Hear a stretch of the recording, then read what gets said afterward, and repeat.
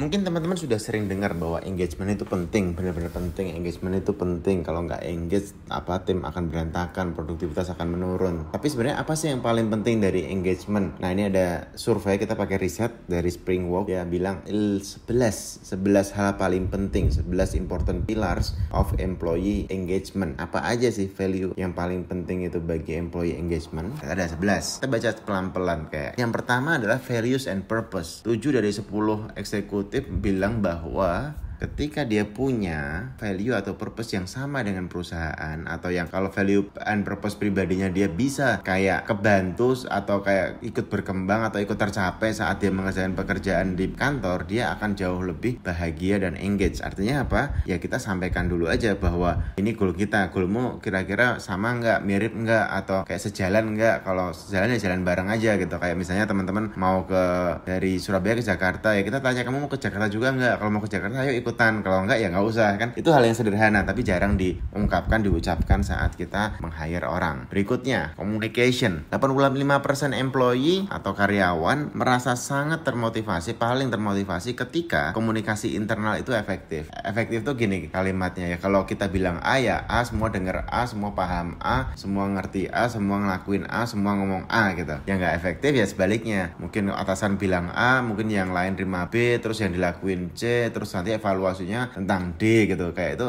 bikin capek banget. Jadi para milenial terutama suka banget transparansi. Mereka nggak suka hierarki, nggak suka kayak oh kamu senior, aku junior, oh kamu bosku, aku apa bawahan. Itu mereka nggak senang. Mereka pengen ya udah yuk kerjaannya apa kita beresin, kita selesain. Itu kayak lebih simple untuk semua hal. Berikutnya adalah health and with wellness. Bahwa ternyata kayak yang nggak engage itu kayak bener-bener 2,6 kali lebih cepat atau lebih sering capek secara pikiran, khawatir, galau, resah, dan seterusnya. Ya artinya apa ya, kita perlu kayak mikirin itu juga, bahwa ketika mereka kayak gitu pasti nanti produktivitasnya juga akan ikut turun. Berikutnya adalah ini menarik, workplace environment atau suasana kerja. Perusahaan yang memiliki culture yang istilahnya thriving atau menyenangkan atau penuh dengan experience yang bagus untuk karyawan mengalami peningkatan omset sampai 400% atau 4 kali lipat hanya karena suasana kerja atau culture kerja yang menyenangkan. Jadi kalau kita lihat dulu di kantor, udah menyenangkan belum suasananya? Udah pada bikin happy nggak suasana kantor? Ternyata menarik, riset ini mengatakan bisa sampai 4 kali omset hanya karena culture kerja yang bagus. Berikutnya, kebahagiaan karyawan. Ternyata itu kayak dia jauh lebih bahagia ketika memiliki koneksi dengan teman kerjanya dibanding supervisor atau manajernya. Jadi kayak yang jauh lebih penting kayak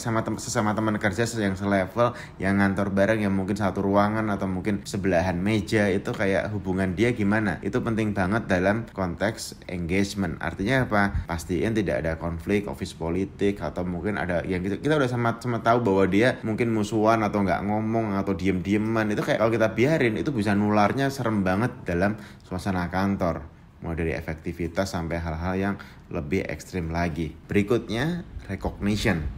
79% karyawan yang keluar dari pekerjaannya, yang resign, itu dia bilang bahwa kurangnya rekognisi.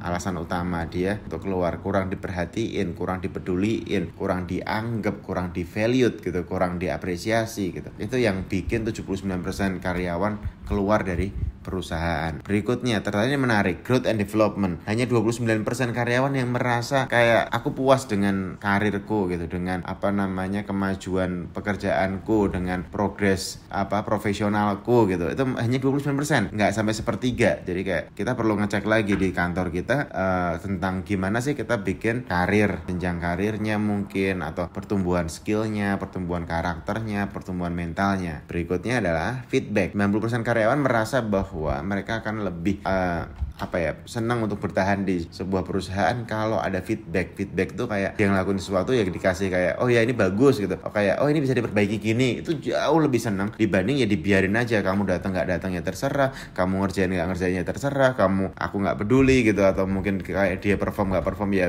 udah gitu. Itu kayak yang kalau nggak ada feedback ya nggak bisa grow. Yang berikutnya adalah manager relationship. 50% karyawan yang keluar dari perusahaan atau resign itu karena manajer manajernya. Jadi bukan karena perusahaannya, bukan karena pekerjaannya, tapi karena manajernya. Jadi hubungan sama manajer penting banget. Manajer itu kayak atasannya, supervisornya, tim leadernya, direkturnya, atau apapun yang di atasnya itu kayak penting banget bagi karyawan. Kalau misalnya di atasnya dia nggak nyaman, ya dia akan kayak bener-bener keluar. Kalau nyaman, dia akan bener-bener stay. Itu bahkan juga kayak kadang ketika ada manajer keluar, ada timnya pada ikut keluar atau ikut pindah perusahaan, ya karena dia nyaman sama manajernya, bukan nyaman sama perusahaannya. Ketika manajernya ganti, dia milih kayak ikut manajernya aja dibanding harus ganti manajer. Itu sering terjadi. Berikutnya adalah company atau perusahaan alignment. Alignment tuh kayak kita selaraskan, kita kalibrasi. 80% karyawan merasa kayak lebih engage ketika kerjaan mereka itu kayak sesuai dengan value atau tujuan organisasi. Kalau tujuannya A, yang dikerjain A, dia akan jauh lebih happy dibanding ini kita goalnya A,